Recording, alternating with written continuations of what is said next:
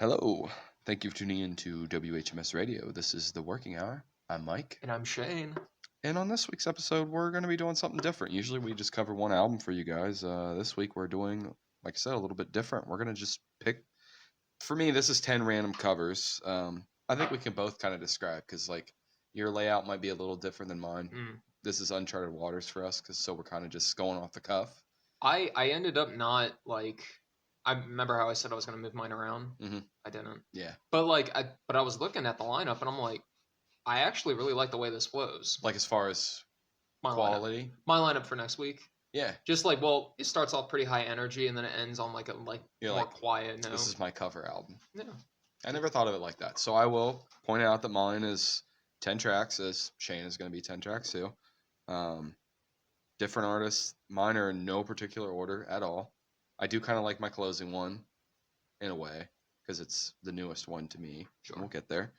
But yeah, we're just doing 10 covers, random artists, any genre, whatever, just for us. So I'll probably list them in the description just so you kind of get like a table of contents. But with no further ado, should we get into it? Yeah, let's get right into it. All right. So, track number 1, we're doing the song. I have a lot on this one. Last Kiss. The original version was Wayne Cochran? Yep. I'm assuming that's how you pronounce it. His version was 2 minutes 23 seconds. Not a very long song. And we're doing Pearl Jam's cover of this, which is 3 minutes 15 seconds. So let me get us started here. I've been a fan of Eddie Vedder's voice for a long time. Like 10 is a staple to me. It's classic. That is why I chose this. It's like a perfect album. And honestly, one of my favorite covers, though, probably favorite Pearl Jam cover is their unplugged cover of "Keep on Rockin' in the Free World." That's really good. Like strong, super energy. Up there. Yes, and I really like that one. Didn't throw it in here, but anyways, 10 was like a staple of my late teen years and early 20s. You live pizza to that song, to that album. Yeah. I like it a lot more than the original. Like, this is one, I think it's important to note that. The Wayne Cochran version isn't bad. I'm just not crazy about it, the way he delivered it. Pearl Jam's instrumental side of it sounds a lot better. But it really has like an early Pearl Jam sound to it. I didn't look up, and I don't have the year that they released this. To you, by chance?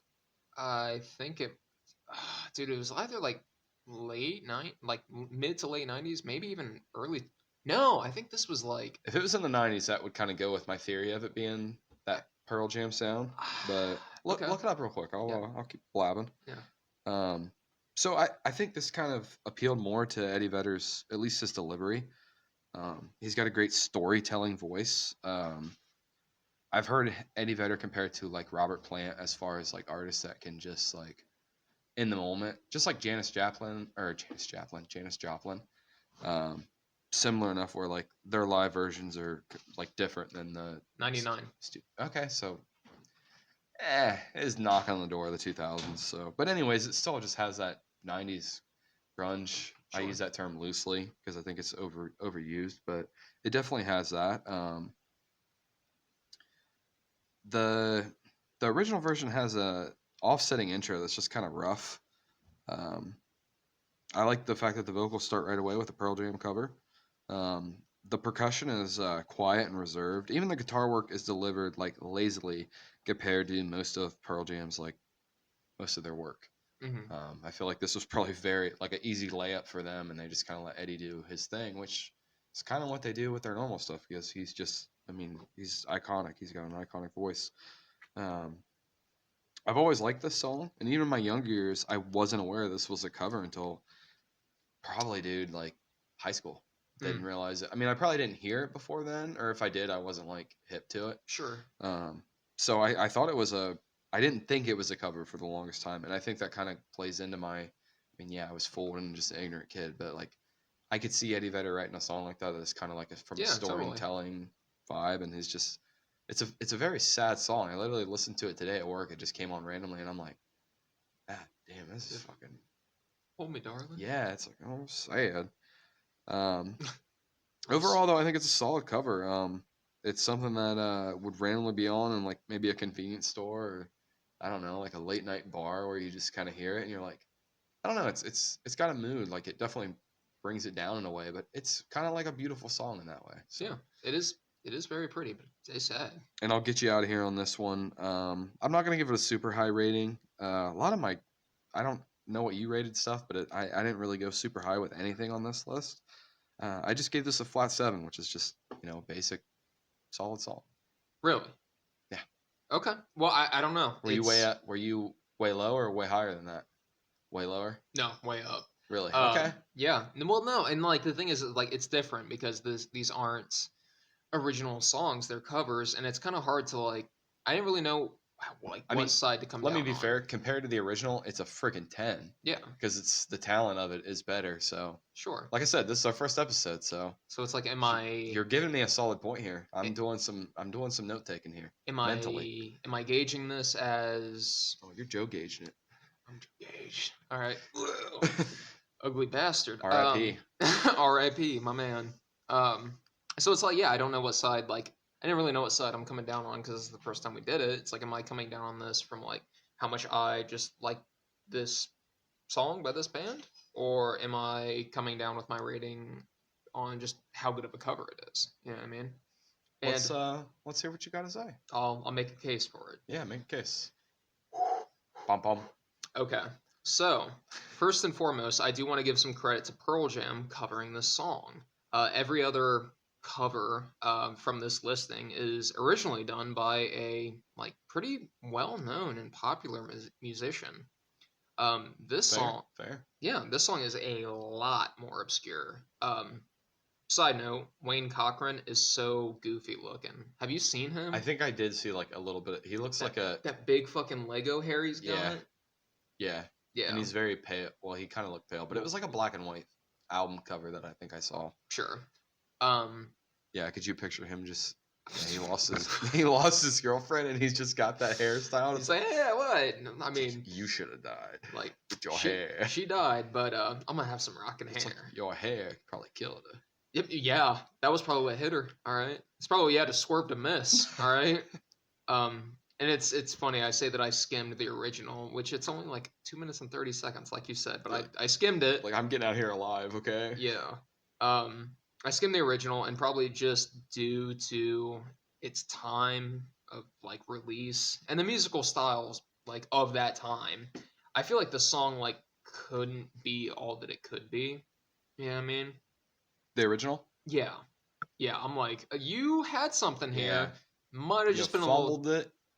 It's like fucked it up. It's like you needed to be wearing a flannel in the 90s when you fucking wrote this, some long blonde hair. Yeah. Should have combed that shit down. Smooth that shit over. Yeah, but I skimmed it and I'm just like, this is not. It's like you got something here, but you're just not my kind of song. You're not doing it right.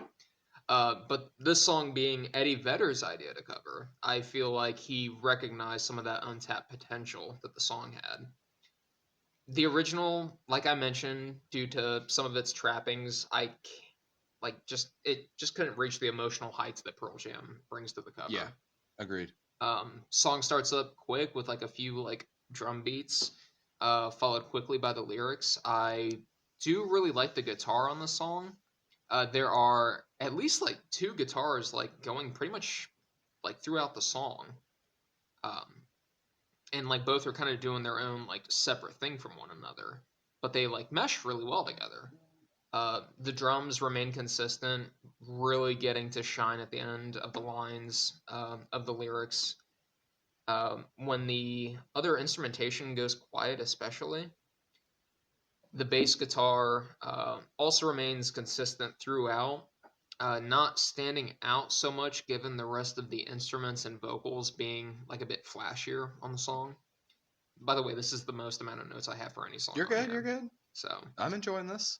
I think the source material had like a pretty like quick and upbeat pace to it. Like it was like when I woke up, the wind was pouring down. Yeah. And like it's like slow down a little bit.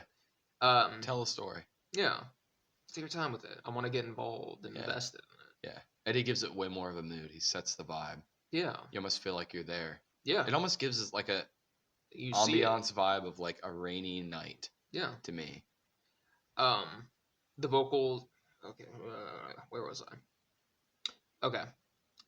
So remains constant, instruments, vocals being a bit flashier. I think the source material having the pace it did made this cover.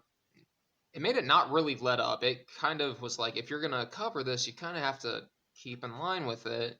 Um, Aside from like some like kind of short breaks in the vocals, and at 2:28 through to the end, having some like instrumentation as well as some vocalization leading into the guitar fade out at the end of the song. The second verse has like some plucky guitar and some of my favorite lyrics and vocal deliveries of the song.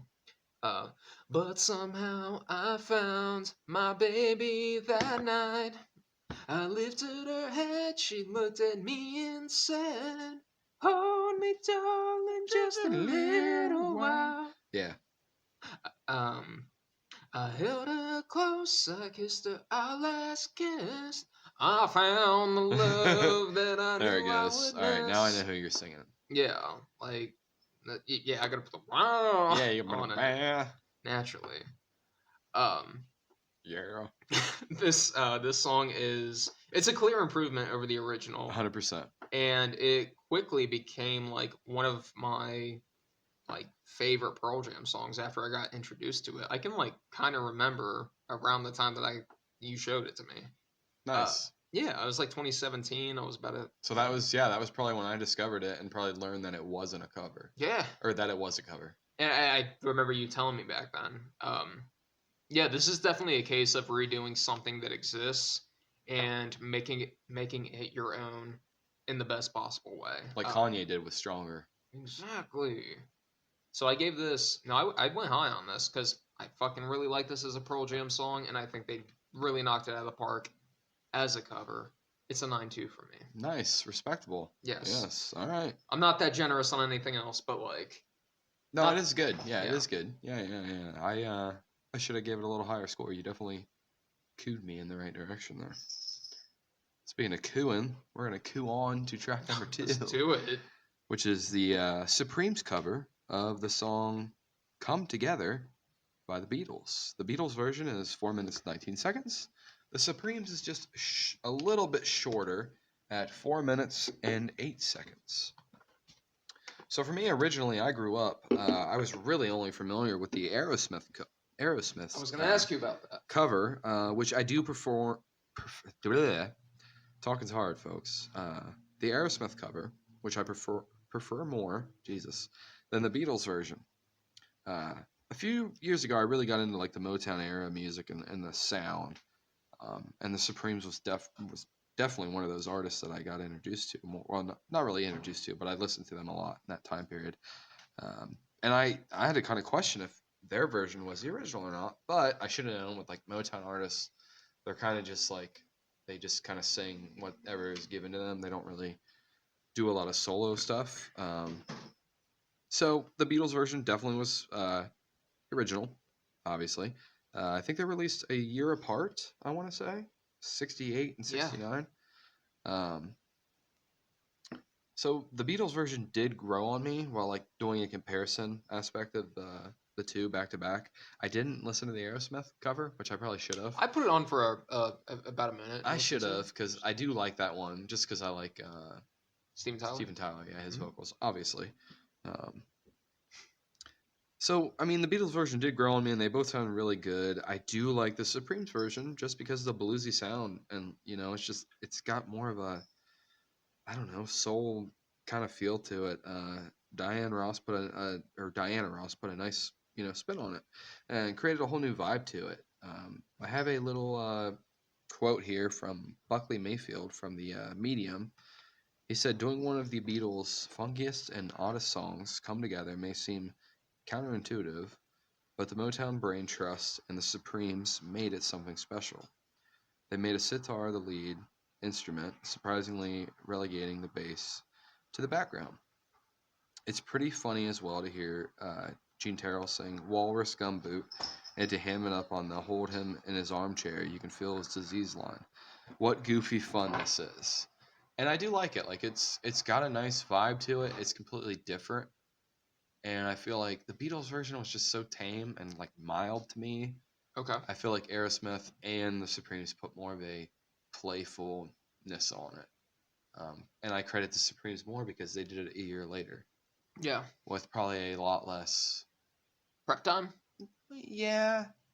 And I don't know. I feel like Aerosmith's cover was probably easier for them because they just put their thing. I mean, they were maybe more established by that time period. Sure.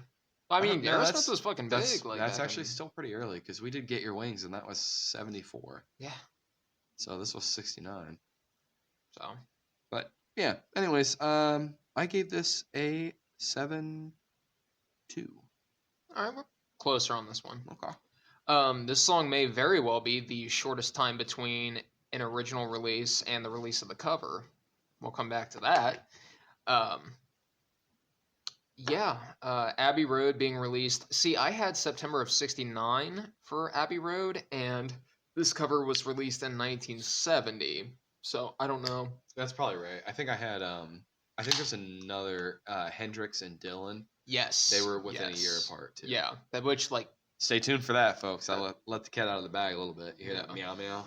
So, the song opens with some like effects heavy vocalization leading into like a rapid drumming before the music really comes in with some twangy guitar taking the place of the bass guitar from the original.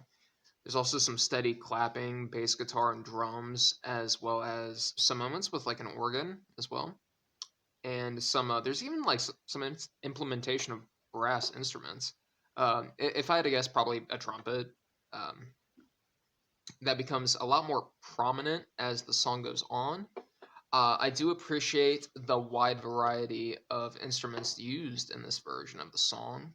It gives it some unique flair. I like, let's just fucking put a little bit of that in there. Try it out. See what's up. The vocals are soft and soulful and lend a nice, like, I mean, I kind of put R&B, but I don't know how accurate that is. Touch to the song. Um, bluesy, I would say, kind of like you had said. On the delivery, it's just got that Motown stamp on it. I think. Yeah, you can tell that where it's got its seasoning from. Yeah, its flavor. On the delivery of "Got to be a joker, he just do what he please." The soft vocals are dragged out on "Please." I thought it may have had some effects added to the vocals, but from what I tell, the delivery is like pretty natural. I feel like she's just holding those notes. 157, what sounds like a harmonica comes in, gets some time to shine until like 2:30. I like around 2:36 the "come on, come on, come on," nice little like liveliness added to the song. In the last minute or so of the song, the music kind of revs up and the organ becomes more prevalent as the song leads into its finale, as the music and vocals wind down. The change up of vocal delivery and softer, like more smooth vocals are like really the big standout when it comes to differentiating this song from the original. I gave this a 7.6 out of 10. Okay. So we're closer. I can dig that. We're going to move on to track number 3, which we are doing the original version, we're doing the cover, but the original version is Heart of Gold by Neil Young, which is a 3-minute, 7-second runtime. And this one's really close. This one comes in at 3 minutes and 3 seconds. It is Charles Bradley's cover of Heart of Gold. So I've been a casual fan of Charles Bradley for a while now, and I really do need to actually sit down and listen to an album of his and not just covers, which is really what I know him for. My first introduction with him was actually cover a Black Sabbath version, which is funny. I'm doing another artist that covered Black Sabbath. Let that little cat out of the bag too. Changes. But yes, he Charles Bradley, being he, did a cover of Black Sabbath Changes, which I thought he really put a nice blues vibe to it. That was kind of sad and made it way more emotional, especially when he talked about losing his mom and everything, and then getting the lyric sheet for this, and it just like spoke to him. Did I ever play that version for you when he talks about that? Yeah, it's like, oh God, and he's like tearing up and stuff. Well, it was like right around the time that Yeah, my dad Yeah. passed away. Yes, so I was like, and I always liked the Black Sabbath version for what it's worth. But Charles Bradley, when he just spoke about it like that, I'm like, ah, He just, I don't know, felt like there was more behind it. yes, for sure. He put more of an emotional attachment to it, and I can always respect that. As he did for this one, I liked it a lot. Now this one I really like just for the instrumental change. Probably one of the only covers on this list where there was such an instrumental change that I liked. It was the horns, Mm. that brassy sound. I really did like that. Charles Bradley's vocals completely different than Neil Young for certain. I did like his bluesy twang that he put on it for sure, 100%. But like I said, the big show stealer for me on this track was the introduction of the brass. I thought it really changes the direction of the song musically from an original in a way that I prefer this more than the original. With that being said, I don't have a lot for this one. I'm gonna give this a 7-4. Okay. Like a deep, like 1, 2 notes from the bass guitar opens the song, followed by a building up of drums, trumpet, guitar, and what sounds like some very low key piano keys as the bass line comes back in more. Compared to the more acoustic styling of the original, this version is a very funky and soulful spin on it. The instruments really do pop when they are there, but they also like pull back to give Charles Bradley the spotlight. I agree. Just like whenever he sings, um, I want to live, I want to give. I've been a miner for a heart of gold. Um, it's these expressions I've never give. Um, the music building up, its pace going into. It keeps me searching for a heart of gold, and I'm getting old. There are also some backing vocalization following, um, and I'm getting old. I also like some of the guitar and piano work that will come in at the end of the line delivery of like end of the line of lyrics just to put some like musical emphasis on their delivery. At 219 through to the end of the song, there are some very clear feminine, like female backing vocals, leading to a dramatic conclusion. And the trumpet hits like a 1, 2, 3, 4, and the guitar and bass guitar hit a 1, 2, 3, 4, 5, followed by like a playful woo to wrap the song. Um, Charles Bradley has a way of like really slipping his style of music into covers of songs that are like wildly different genres, and I mean he makes it look easy. Yeah. Look to this or Changes by Black Sabbath. I feel like he's just like, yeah, I'll cover that right now. I got that. Uh, yeah, I thought he did great on this. 8-3. Nice. Yeah. Okay. I'm gonna do this, and then I want to take a quick break because there's actually a Charles Bradley video I want to show you Okay. before I forget about it. I want to get through this though. We're gonna move on to track number 4. We're doing the White Stripes version of Dolly Parton's iconic Jolene. Dolly Parton's version was 2 minutes 41 seconds. The White Stripes came in a little longer, 3 minutes 17 seconds. I do want to shout out the White Stripes. I don't know if you saw, they just made it into the Rock and Roll Hall of Fame. I did see that. Do you know like Jack and Meg White? Do you know that story? Tell me. They like supposedly at first were brother and sister, but Okay. they were married. Okay. They like hid the fact that they were married because they didn't want the media to like go after their relationship. So they wanted them just to seem like they were brother and sister. Oh, yeah, Jack nice. White took her last name. Okay. Yeah. So yeah, I learned that over the weekend because I was looking at like his thing. Are they still together? No, he's Okay. married to someone else, and I'm not sure who she is with. If she is with somebody. But Okay. I don't know if she's still alive. I don't know. Okay. Because she wasn't at the ceremony, so I don't know if she's like something. I don't know. I don't know the history. Sure. I just kind of dug into it a little bit. Okay. Just knocking Sure off enough. the outer layer of the onion. You get me scared here. I didn't. Yeah, me too. I'm like. I'm sure she's fine. I hope so. Sure she's Hope fine. she's doing great. She's like, fuck Jack. Yeah. Fuck him. Well, You're like, I'm Blackjack. about to get my phone. See if she's See, single. Goodness. So there's quite a few covers of this track that I. Yeah, she's alive. Good. Let's figure out what's up with it. Why is she? What's up with it? Okay. Why wasn't she there? Why isn't she there? Is she mad? What's going on? I need the tea. So this was probably the first male cover of this track I really heard. I really like Lil Nas. Is that how you pronounce it? Lil Nas. Yeah, Lil Nas. His cover of it, I think that's maybe my favorite. After I listened to this version, I was like, I don't know, they're both good. As far as like male covering it that I know of, relative to me. So musically, again, like the last track, it's the difference maker for me. I like the vocals, of course, of Jack White, but and I think Dolly's version will always be iconic. And I'm not saying the cover is better because I don't think that's the case. I think Dolly's version will always be iconic, and I don't think anybody that would cover it would take anything away from her version. Sure. Because it is just it's a great song. But I do like the percussion a lot. Like around the minute and a half mark, the drumming really picks up, and it's simple drumming. And I've seen a lot of people when I was reading into Meg White that like her drumming is very kind of reserved, and it's not like too crazy. But like you think of Seven Nation Army, and you're like, oh, the percussion is sure what gets you, and it's almost like very basic. Maybe that's why we like it, but it's clean and I like it. But yeah, around that minute and a half mark, the drumming really picks up and the vocals kind of get distorted. This to me is where the song definitely has like a certain, a different energy.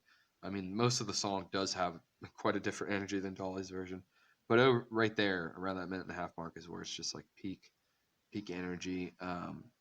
Overall, I like it. This is probably in my top 20 covers. I think just like the White Stripes, you got to give them cover for covering this, and just I feel like it was bold.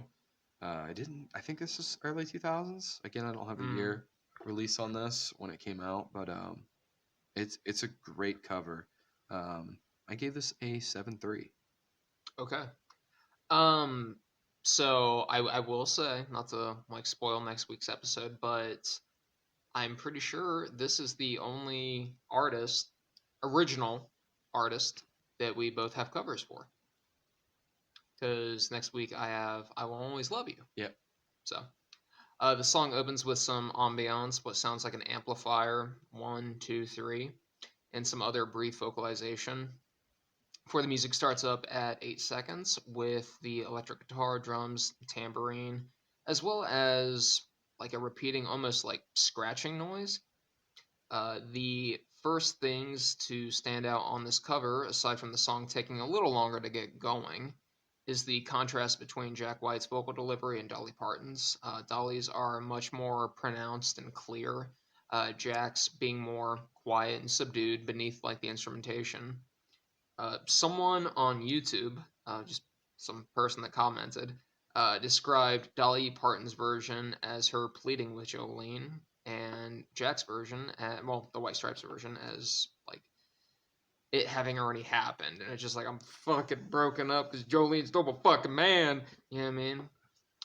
The drum beat on this cover is a lot of cymbals with the occasional deep, heavy beat of the drum. The music and vocals are like they really start to pick up around like the 1 minute 30-second mark. Jack's vocals growing louder, the drums faster, the guitar becoming more metallic and twangy.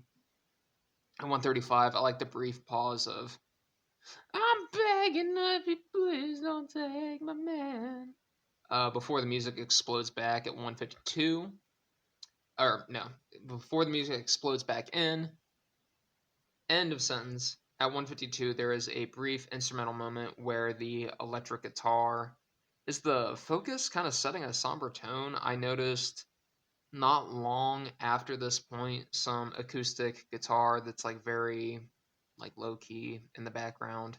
Um, this cover definitely changes to more of a rock oriented sound and gives the track a real like moody ambiance to it. Between the almost muffled vocal delivery and the instrumentation, I give this a 7.2 out of 10. Okay. Yeah, Nice. very close. So Let's take that quick break. breakdown. I'm gonna send you that Charles Bradley thing. All right. and then we'll be right back with what are we at now? 8, 7, 5. 5. Yeah. Look at us. Look at me. All right, guys, we'll be right back. All right, folks, we are back. We're right at the halfway mark. Track number 5. Not really track number 5, just number 5 on my list of covers. We have the cover of "The Sound of Silence," originally done by Simon and Garfunkel, which just came in at 3 minutes 4 seconds. I am choosing the Bobaflex cover, coming in at 3 minutes 9 seconds, so pretty close in runtime, only a 5-second difference. I've always been a fan of the original, and I really like the spin that Bobaflex put on this. It's nice. The capability of both Mark and Sean McCoy, who are brothers, to have that quiet sound and then take the song like originally, not originally, but like from the get-go, you're like, all right, sounds very much similar, quiet delivery, and then they just take it to that heavier sound that's got so much more energy, and they put such a heavier vibe and just stamped it and sent it. um, I think it takes away from the concept of the original a little bit, which is what made the original so good. I think the original is a little slower, and I feel like it hits a little deeper than the cover. But I still like the cover for what it's worth, for sure. I don't really knock any points off it being a cover. I think they did put their own spin on it, which is, just like I mean, I'm not covering it. I'm pretty sure it's not. It's definitely not on your list because I know what your list is. But Avenged Sevenfold covered Pink Floyd's "Wish You Were Here," and I was like, it's they put a newer spin on it, but it's like, I don't like it. But this is a track for me that's polar opposite. It's a track that I really like the original, and I like this cover. I don't like this cover more than the original, but I think the original just holds so much more water than this cover. Um, but I still hats down to this. This is my favorite. I know Disturbed did a version of this. I think a couple other artists did Sure. covers of Yeah, this. I mean, it's Simon and Garfunkel. But Like, Disturbed who? did a cover of it right after Bobaflex, and there's another song that Bobaflex covered that Disturbed also covered.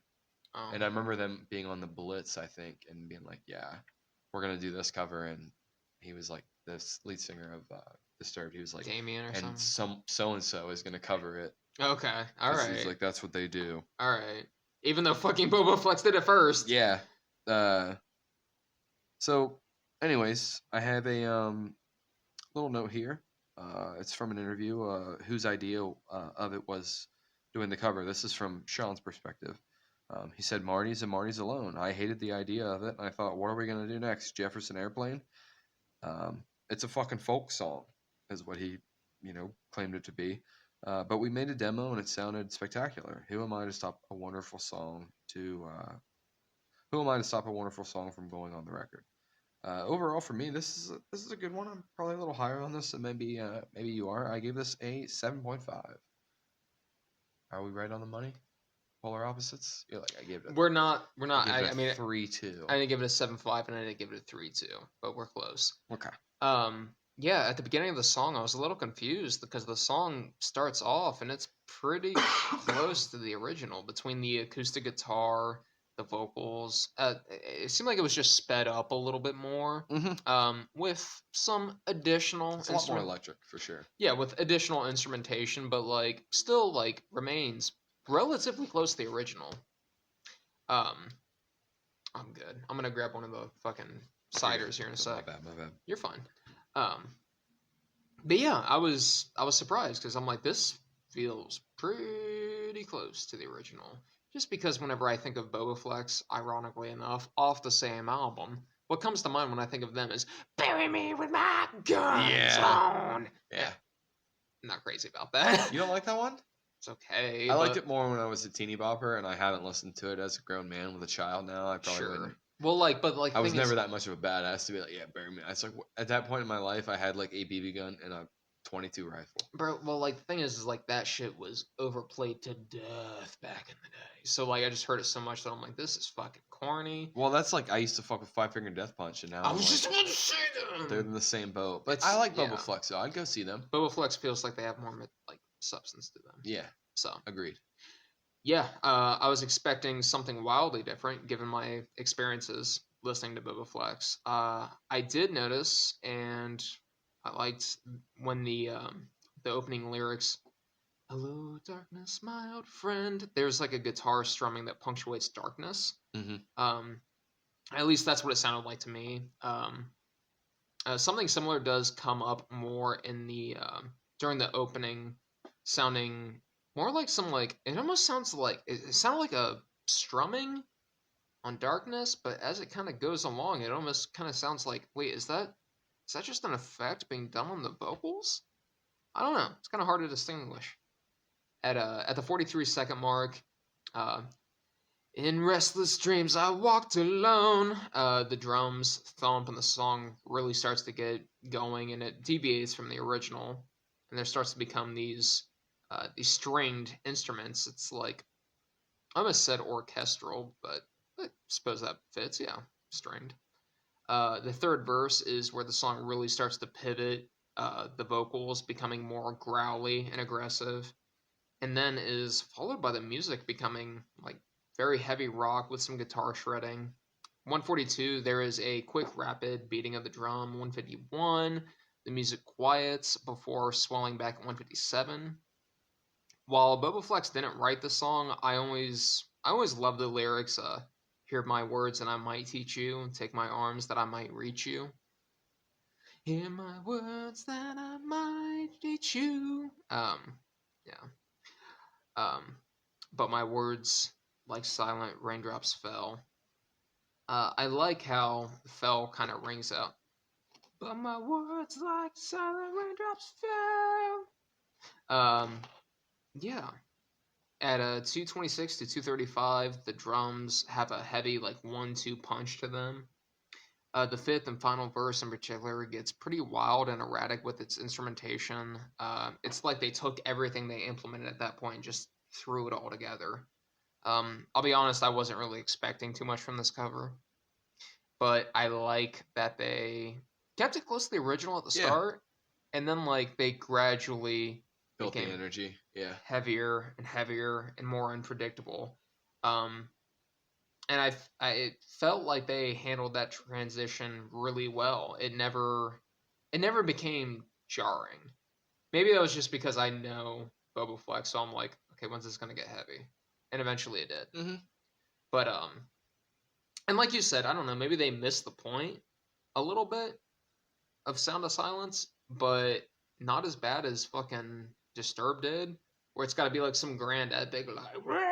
Yeah, I've only Like, listened to the Disturbed version maybe at 2 or 3 times tops. it has I parts know it's not for me. has parts I like, but I was listening to some Disturbed today. I got nothing against them. I was listening to Voices today at work, and I was like, "This fucking goes hard, dude." you get stupefied. Yeah. Yeah, no, I mean the subtlety is kind of the point of the song, Yeah. but I feel like. I feel like Bobaflex actually did a lot better than I thought they were going to do. I gave this a 7.6. Nice. Yeah. Look at you. I appreciate that. I'm glad you. So that was the first time you'd heard it. Yeah. Okay. Nice. Respect. Moving on. Choo choo. Track number 6. I keep saying Jesus. Track number 6. Force to habit, folks. I'm sorry. Cover number 6. I'm gonna say it next week, so I mean it's fine. Yeah, I appreciate that. We're doing the song Crimson and Clover, originally done by Tommy James and Shondells. Their version was 3 minutes 28 seconds. I am choosing Jett's version, which came in at 3 minutes 12 seconds. This to me is like kind of a cookie cutter cover. It sounds really similar as how the original was delivered, and they're pretty close in timestamps. Close enough, anyways. They sound differently musically and vocally, but structured the same way. That kind of is what I'm kind of getting at. Okay. They both, to me, like just kind of going off the cuff. I like the original in this. I wasn't really familiar with it until this. And they're both kind of flirty songs, but I like Joan Jett's version of it. I just, from that female perspective, maybe I like it a little bit more. I think hers is a little bit more rock and roll, obviously. I don't know a whole lot of her catalog, but this is definitely one of my favorites of hers.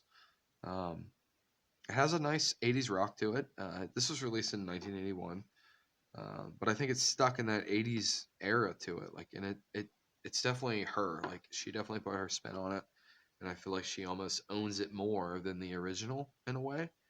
Where if you hear the original, unless you really knew who that was, I don't think her voice just is. Sure. You would know it, Song kind of gives me like some chick flick cinema vibes. I was kind of doing a little bit of research. I didn't see anywhere where it was in any movies. It might be. I just didn't see anything. But I did find that it was in an episode of American Dad. Really? Season 19, episode 12. Schmooshed, a love story. Nice. Go ahead and give it a watch if you want. If you look that up on YouTube. It's not very good. It's kind of like, whoa. Sure. But yeah, it plays there.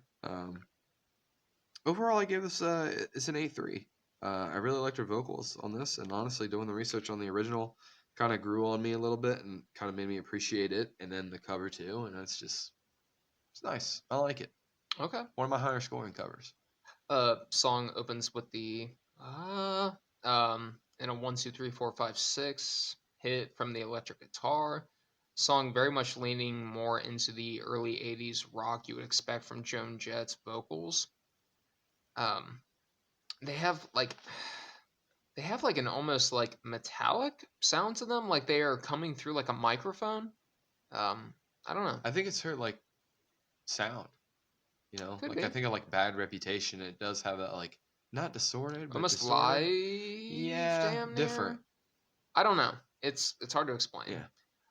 Aside from that, they actually sound kind of similar to the original, at least to me. Yeah. I think it's pretty close. Yeah.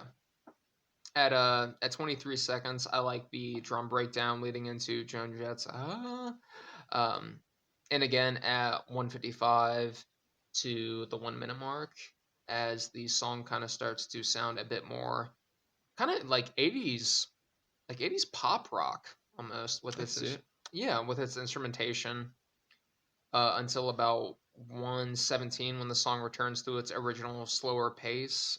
This is when the backing vocals start coming in, the ba da da da da da da. My, such a sweet thing. I want to do everything. What a beautiful feeling. Crimson Clover, over and over. Joan's delivery here in specific is really soft on the ears, and it's like quite alluring. Mm-hmm. At 1:49, the lyrics drag out over and over as the song goes into a musical breakdown.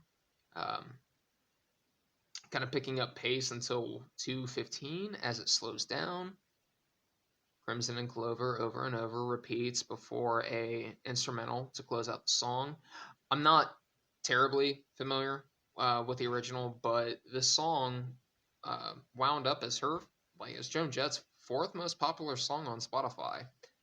So whatever she did, Joan Jett undeniably made this song her own. Made it pop, yeah. Yeah.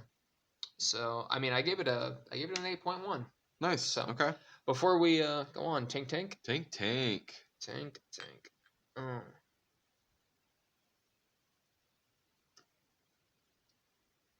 Moving on to number 7. We're doing the song All Along the Watchtower. Originally done by Bob Dylan at a runtime of 2 minutes, 31 seconds. The version we are focusing on here is the cover version done by the man himself, Jimi Hendrix.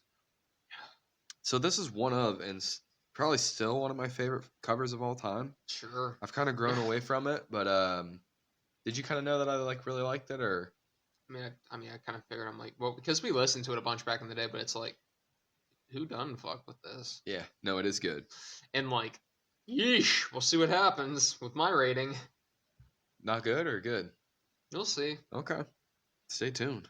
So definitely in like my high school years, where me and you became friends, this is where I definitely peaked, like listening to this. I really liked it. I did an art project in my sophomore year where we had to choose like a quote or a song lyric, and I did All Along the Watchtower. Okay. And I kept that. I wish I still had it because it actually looked pretty good. Do you remember what the quote was? I think it was well, I have it here. Businessmen, they drink my wine, plowmen dig my earth. None will Okay. level on the line. Nobody offered his word. Yeah, that Okay. was obviously my favorite, and I'll get into that later. But that was the verse. I'm pretty sure that was. It might have been a little bit before that and a little bit less after, but pretty much that summed it up. Um, at that age, I didn't realize it was a cover. I really thought it was a Hendrix original. I think my dad was the one that kind of like took the air right off my sails Mm. and told me. And I don't know if I really ever listened to the Dylan's version that much. I listened to it when I was doing my research on this, and I don't care for it very much. Same. Dylan himself, though, well, we probably talked about this a little bit. We kind of alluded to it, but the two were closely released. Dylan's version was released in '67, and Hendrix released his version in '68. Mm. That's what I have. Now Dylan, I have a little quote from him here. It says, "It overwhelmed me, Her. really." Dylan said of the Hendrix cover in Florida's Sun Sentinel, "He had such a talent. He could find things inside a song and vigorously develop them. He found things that other people wouldn't think of finding in there. He probably improved upon it by the spaces he was using. I took license with the song from his version, actually, and I continue to do it this way to this day." In the booklet accompanying his 1985 biography, Dylan added, "I like Jimi Hendrix's record of this, and ever since he died, I've been doing it that way. Okay. Strange how when I sing it, I always feel it's a tribute to him in some kind of way."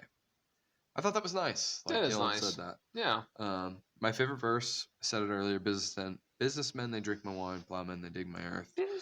To me, that just really spoke to Hendrix, being the hippie movement and all that, being Sure. at Woodstock and everything. That's why I think it just really spoke to me.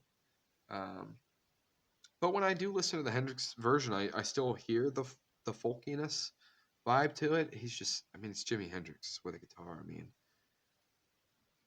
If it was acoustic Jimi Yeah, he's Hendrix, the like, goat. yeah, Like, well, what? it's like Stevie Ray Vaughan covering something. They're just guitar wizards, or Eric Clapton, or somebody on that level. Sure. They're gonna bring their own creativity, and I love the version that the creativity that Hendrix put on it. This is not a crazy super high score, but I gave this an 8.3. Okay. In high school, I probably would have been like, 10-1. Okay. But All no, right. 8.3. I'll stand on that hill. Okay. So I went higher. This is another track that did get much higher? so high.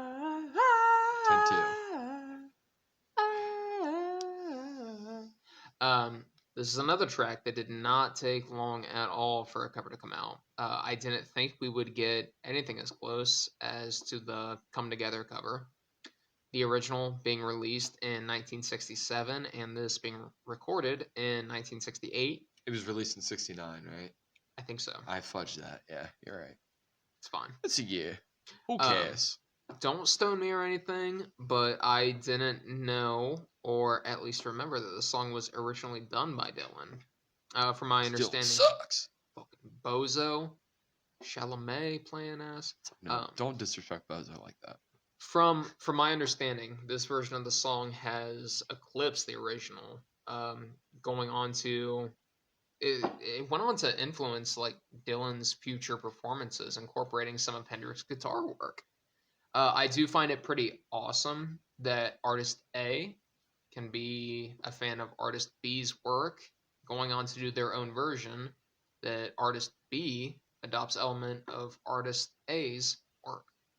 Yeah, I mean, That's like 9 Inch Nails, Trent Reznor, when Hurt Johnny came out. Cash did it. Yeah, he's Yeah. like, it's his song now. Yeah. I can respect that. The atmosphere on the song is crazy right out of the gate. With the jump, jump, jump, jump, jump, jump, Yeah. jump, jump, jump, jump, jump, jump. Like that's great. Yeah. Don't leave me hanging. Can't stop on me.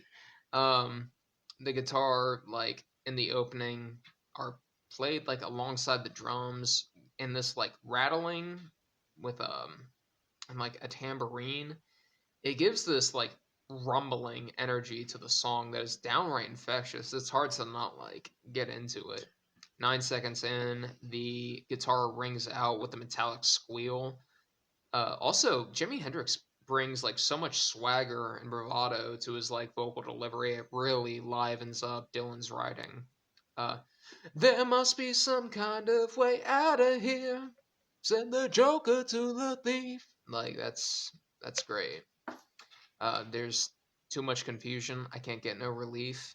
141 through until 250 is like a absolutely insane instrumental breakdown that changes so much and has so many unique moments that it's tough to even begin to list. And I also love the delivery coming off the breakdown of "Whoa, whoa, the Watchtower." Like that's that's great. Yeah, that's probably that is No good. Hendrix vocals there Mm, peak. it's It's one like of his best vocal songs. I mean, yeah, it's The like Wind Cries Mary is good, but this one he's like kind of yelling and his vocal sound, yeah, that good. oh yeah. Yes. But yeah, it's like damn, how you sing that good and you be that good on guitar at the same time. Song starts to fade out and ends up ending like much. It ends a lot quicker than I expected it to. This much like Last Kiss managed to take the original and make it better to the point that people would go on to think of this version whenever the song comes up. Yeah, I mean, you did. Yeah, I did too for the longest time. and I'm sure I'm not the only fucking Yeah. person. You know There's what I mean? people older than us out there that still are like, no, Hendrix did it first. Well, he did it better. It's like he didn't invent it. He He just just improved improved it. You know, what I mean, he did the wave.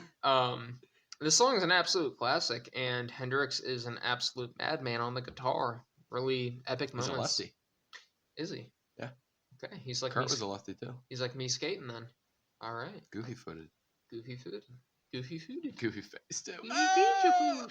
I gave this a, and it might be the fact that I didn't have that phase like you had back in the day. So maybe like hearing it now, I'm like, Do you oh Do you appreciate it more now? I didn't really like delve into it that much. I'm like I've heard it before, obviously. But then you listen to it now and you're I'm like, it's like I have Mike knew what he was doing. I have a music podcast, okay? I like this. I like this. I mean, like, yeah, just as far as like Hendrix fucking basically took this song and made it better to the point where Dylan was like, I'm taking that. I'm taking that. That's good. That says something. That's huge. I mean, Dylan's iconic. That's massive. I'm not a big fan of Dylan. Like a Sure. Rolling Stone is like one of my favorite Dylan songs. Yeah. And I love it. But yeah, I'm not a huge Dylan fan. And I did not like his version of it. And even without that, even if that wasn't the case, the song's just a banger on its own. Mm-hmm. I gave it a 9.6. Respectable.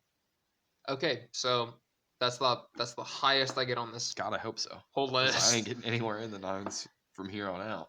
So I have to pee. We'll fucking take a quick break and then we'll wrap this up. Sounds good. All right, folks. We took a nice extended break there. Boy, if there was a fly on the wall in this room. I'll tell you what. You guys would have got some context. You had no idea what the context was. But anyways. It was something. Number 8. We're 80% done here. Look at me, a mathematician. So cover number 8, we're going to do an artist that's close to me. 2 of them, really. Both of them, I should say. We're going to do Pink Floyd's Another Brick in the Wall, which I have the original timestamp. It's kind of hard on this one because it's separated. Yeah. Which is one of my gripes. I have it as a questionable 9 minutes and 41 seconds.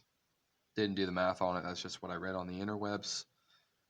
Bear with me on that. Korn's version of Another Brick in the Wall is what we're focusing on here. And I should point out that this is parts 1 through 3, because that's how Korn did it. Pink Floyd split it up, as I just alluded to a minute ago. Korn's version, was 7 minutes and 7 seconds. So for me, I first found this on the physical copy that was released in 2004 of their Greatest Hits. I probably heard it around 2007, 2008. Instantly, I liked it over the Pink Floyd version, just based on the vibe that Jonathan Davis creates versus Roger Waters. I feel like Roger Waters never had the anger that set the track off like Korn did when they covered it, and Jonathan Davis being the leading vocal man, that's all on him. He carried that. I like the fact too that Korn did it as one whole thing. Tracks or parts 1 through 3 were all on one track, which was nice. Where in the case of The Wall, you have it split up, which I get it. The Wall was a concept album, that's its own thing, but like I like the fact that it's parts 1 through 3. Like I almost wish Pink Floyd. The Wall was a 2-disc CD. Okay. Because I had the CD copy.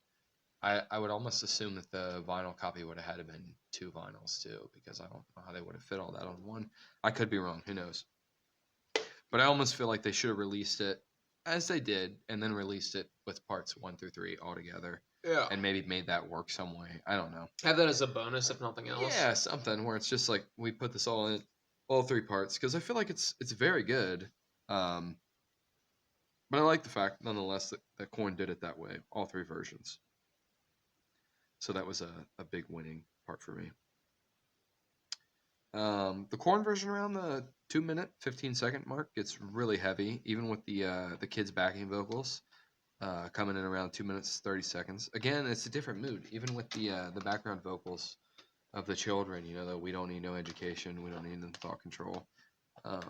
It's different energy altogether too. More anger, I feel like, more rebellious, and I liked it. And it's a solid cover, and I really think it showed. It peeled back another layer of the onion here, so to speak, of the song we all knew that had the anger, it had the potential, but Jonathan Davis like really opened the door. And they also do "Goodbye Cruel World" at the end of this, which was a separate song. Was it? Yeah, I'm pretty sure it was its own thing. Okay. Even though you almost could see them tied in together. So I thought that was nice too, and I kind of overlooked that, as I think a lot of people would, that it was included and that was a separate track. Funny you should mention that. We'll come back to that. Yeah, and I didn't give this a crazy high score. Some of these covers I kind of grew out of a little bit, or I'm just not really crazy about. Like when I was a younger fella. Fella? Younger fella. Another Brick in the Wall was like more. I don't know. It was just more my vibe. Now it's not so much, but There's that angst to it. Yeah, for sure, and it's still iconic, and it'll always hold a spot, near and dear to my heart. But I give this a 7.4. Okay, okay.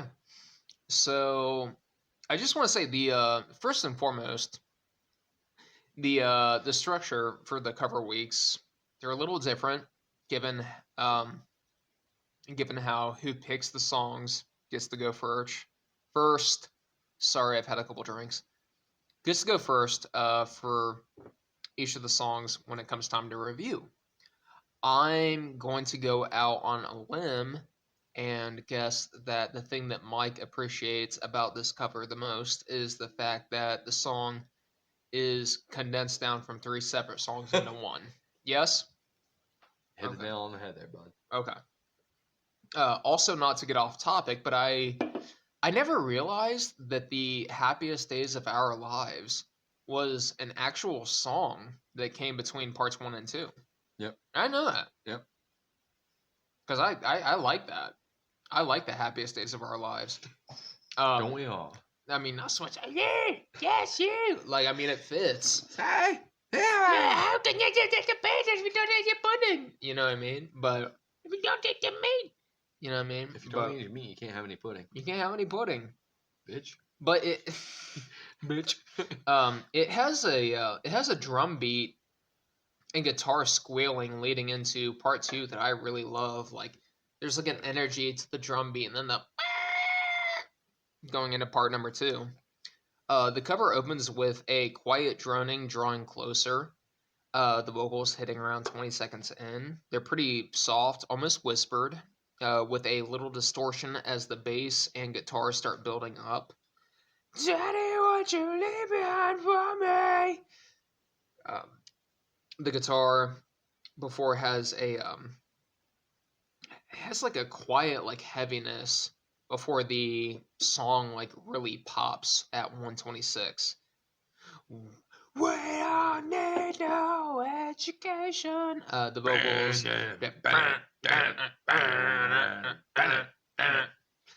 So much heavier. Yeah, it's good. The vocals becoming more yelled and the music going full heavy nu metal. At 227, the vocals and instruments, aside from the drums, drop away as the drums hit and then a number of children sing together, we don't need no education, we don't need no thought control. At 3:35, that very distinct metallic guitar riff from the original comes in with an instrumental that goes on till about 4 minutes and 45 seconds, when the vocals come back in with more distortion sung in an almost pain delivery. I did have the Greatest Hits CD back in the day, and what only stood out to me was the end of this song. The music gradually fades out with the bass being very low key, and there's like a ding sound that repeats a few times, and Jonathan Davis, his delivery of the final lines spoken softly in like a pretty somber manner. Goodbye, cruel world, I'm leaving you today. Goodbye, goodbye, goodbye. That song was like connected to a lot of suicides back in the day. I'm sure. Yeah, yeah. It's like you couldn't have gone for like, something. Oh, if I'm gonna kill myself, It's one. That's probably it. It's like, well, it's right there for you. You ain't got to look into it too much. They're getting ready to break there. the door down. It's like, all right, hold on, guys. Let me get to the right part in the vinyl here. Yeah. Wrong. Do it again. Goodbye, all you people. There's nothing you can say to make me change my mind. Goodbye. Yeah, and the way he actually says it. Yeah. Roger Waters did it that way too, but it's nice. I think I like Jonathan Davis' version. Yeah. I like it better. I think this is a pretty solid cover of a great song. I think the only major improvement really is just the structure of putting all of it together into one track. Not to knock Korn, they definitely put their new metal spin on it, and it is heavy and does a handful of things on this track that I really like. Is it like blowing my socks off? No, but I think it's solid. And funnily enough, I give it a 7.4 out of 10. Look at us. Look at us. Look at us. Moving on to track number 9. Cover number 9.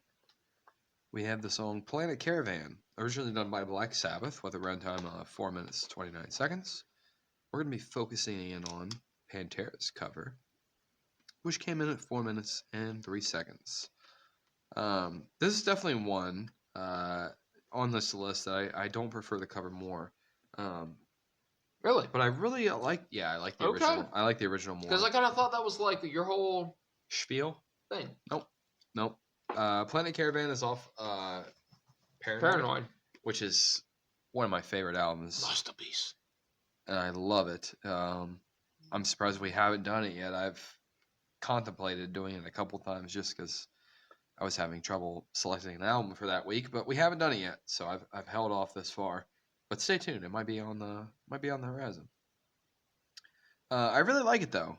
This was originally introduced by someone we went to high school with, Philly B. Introduced it to me, and the Black Sabbath version, that is. I was playing it. What made me choose this as a cover is nothing even for me. Lindsay she heard the Black Sabbath version. She was like, wait a minute. And I was like, no, Black Sabbath did it first. And she was like, son of a bitch. Yeah, she thought Pantera. She's quite a bit of a Pantera fan. Okay. She's into a lot heavier music than I am. But I respect Pantera for doing this. Pantera and Black Sabbath both are artists that are known for being heavy, and they're doing something softer here and more spacey sounding. I think Sabbath's version is quite a bit more spacey and almost like Grateful Dead hippie vibes, kind of in a way. That's what I always took away from it.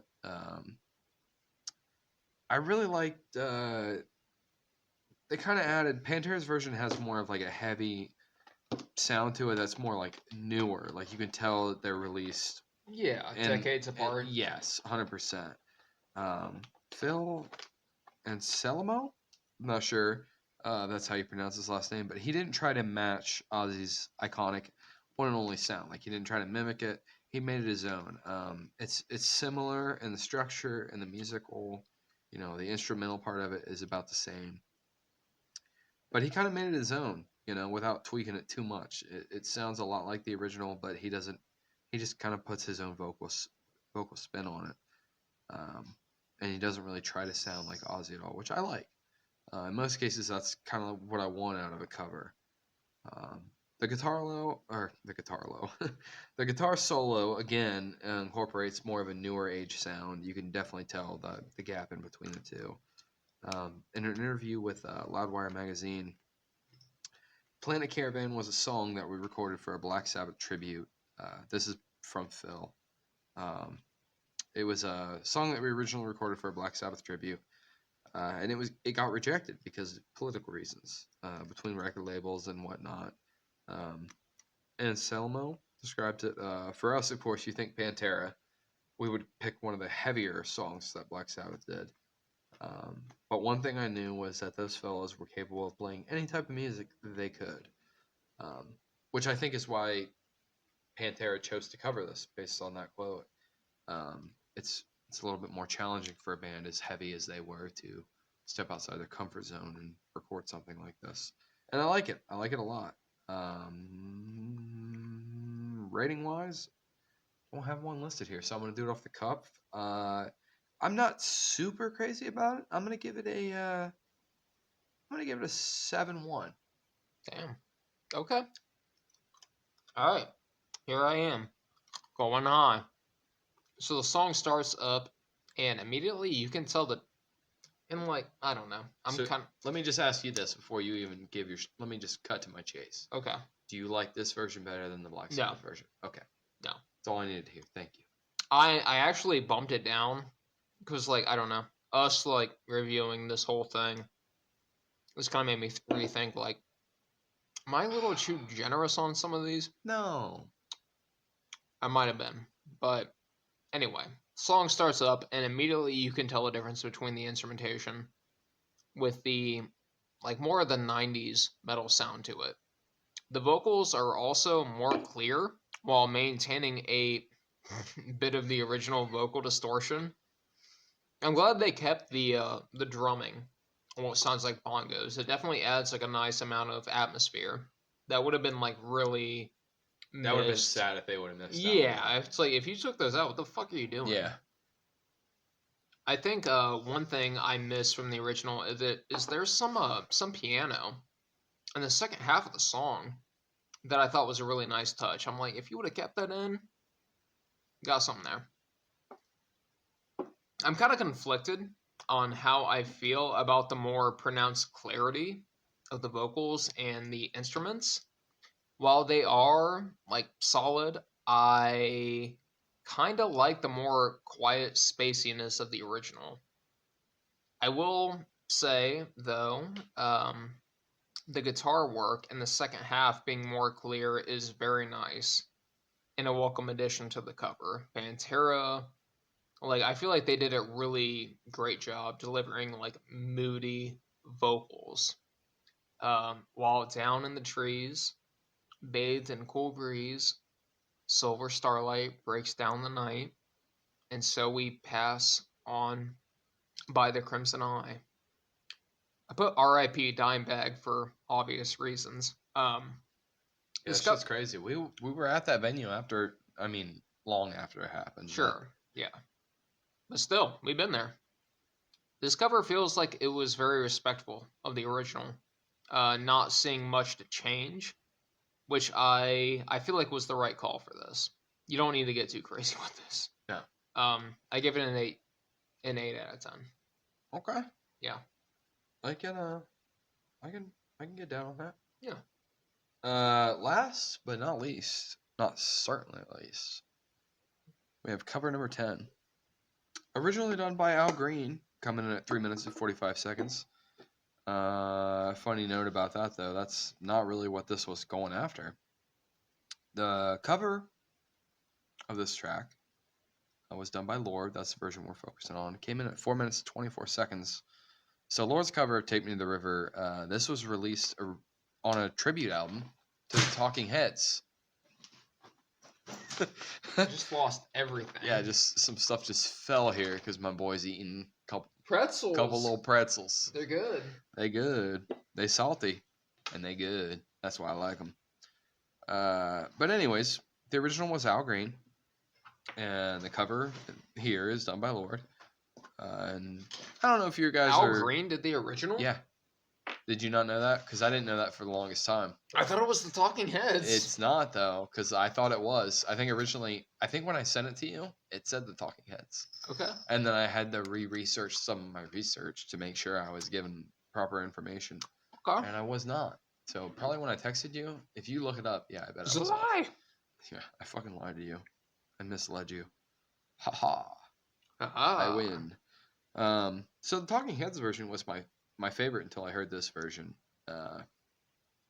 This is the newest to my ears as far as covers go on this list, which I'm glad I kind of saved it for the last one. I was kind of worried. I think when I was just looking up, I think I was just like looking up covers. Yeah. Mm-hmm. I had who did I have for my other one? Was it I can't think of their name. I keep wanting to say Depeche Mode, but it Talking Heads. No, I thought my list lied though. Yeah, you said it was the Talking Heads. Yeah, I did. Okay. Yeah. My bad. Aha! Fuck you! Fuck me. I forgot where I was at 100%. But yeah, this is the newest to me as far as covers go on this list. Makes sense. I think it's what I was saying is I was worried that when I looked this up as a cover, I was worried that I was going to hate it. Okay. Which I seem to do with everything Lorde does nowadays. Like my girlfriend bought me tickets to see Lorde, and I'm like, this is gonna fucking suck. And then I went, and I was like, this is actually one of the best shows. Yeah. Well, it was pretty good though. Maybe because I poo-pooed it so much in my mind, and then I went, and I was like, oh, I would see her again, and I would pay more. Okay. I'd want to be closer. I hear you. I want to see her sweat. Because it's different when you're close enough to a band to see them sweat and to be glistening. You can know. Where I was in my seat, it's like I can't tell if she's shiver or she cold, sweat. She need a blankie. But this was a track that I instantly I love the cover version of it. It reassured me right away. It wasn't bad. I feel like it's the same delivery as the Talking Heads, which kind of makes sense because again, this is what the album, what it was released on was a tribute to the Talking Heads, so that kind of makes sense. I'm a big fan of Lorde's vocals. We've covered one of her albums before, and her vocal range really fit the structure of the song. She did do a 40-minute interview with David Byrne of the Talking Heads and mentioned how her mom, Lorde's mom, introduced her to the Talking Heads, which I thought gave it a nice touch. I didn't listen to that interview, but I might go back. I think that was from 2021. I could be wrong on that, but it looked somewhat recent. New, yeah, recent. I think most covers do get greeted with open arms. We kind of talked about that earlier. Most people like it. Like we were talking about Trent Reznor and Johnny Cash. Which, like, if Johnny Cash wants to cover your song, fuck. Yeah, and Bob Dylan with Hendrix. Like, those are two iconic names. So I kind of like that. This was one of the only ones that I covered where we really touched upon that without already knowing it. So it was kind of cool that they did that. They did that interview. Now, I haven't watched the 40-minute interview, so I didn't know if you could tell David Byrne was just like, I fucking hate her. Why is she covering my track? So I don't know how it went, but the little snippet I watched, it looked like they had a pretty good time with each other. This is probably one of my higher scoring ones. Like I said, it was new to me. I like that connection too, which probably gave it a little bit of a boost. I'm probably honestly going to listen to that interview that they did together. I give this an 8.6. Okay. So I got apparently this song was recorded for a tribute album to the Talking Heads featuring various artists, including one of your favorites, The National. I don't know what song, but they had a song on here. Well, they all sound the same. They all sound the motherfucking same. And what made me kill myself? Dad and Bland. I'm not gonna lie. Last week I was like, I need my boy. My podcast host. Remember when we recorded every the week. first part? It But was Lindsay really- had to go to New York. But I can't get my head around it. All right. So, the song opens with some synth, followed not long after with a drum beat and some keys. Vocals coming in around the 24-second mark. The vocals sound very close. They have like a sound to them that makes them sound like they're coming through some sort of a filter almost. I think that Lorde's softer vocals add a nice like feminine energy to the song. I don't know why I love you like I do. All the trouble you put me through. 16 candles, they're on the wall. And here I am, your biggest fool of them all. I want to push you. I want to know that you'll tell me. I love to stay. I also really like the delivery of push me in the river, dip me in the water, and washing down, washing me. Hug me, squeeze me, love me, tease me. Also the keys becoming like more prominent during this part of the music, like really starts to swell up a good bit. While I haven't listened to the tribute album, so I can't speak for the other tracks, this one is pretty faithful to the original from what I gathered. Mm-hmm. I do like around 120, the music and vocals start to dip in sound quality. If you notice that, like actually, it sounds rough for like a couple of seconds. Um, there is there's this reoccurring boop noise, and around 311, the music quiets aside from the synth. Lorde's vocals and the boop is more clear, and it sounds like it's almost been like cut short just a little bit. I could be wrong. It might be just the same as it was the entire song, but it sounds like it was cut shorter. Around the 4-minute mark, the keys come in to close out the song before some quick distortion to end it. I thought this was a solid, faithful cover that doesn't change too much from the original. It feels like Lorde was a like really solid addition to this, fucking multi-group album. Mm-hmm. It was a tribute. Yeah, I'm like, okay, good pick. I didn't go terribly high on this, 7.2. Okay. Yeah, like there was nothing on here that I was like, ugh. Yeah, 72's fine with me. So, do we have any real overall thoughts? Because this is just a collection. A hodgepodge. Nah. Yeah, no, good. Nothing that I was like poo-pooing, and some that made my like songs. I mean, what else could you really ask for at that point? That's all I can ask for, yeah.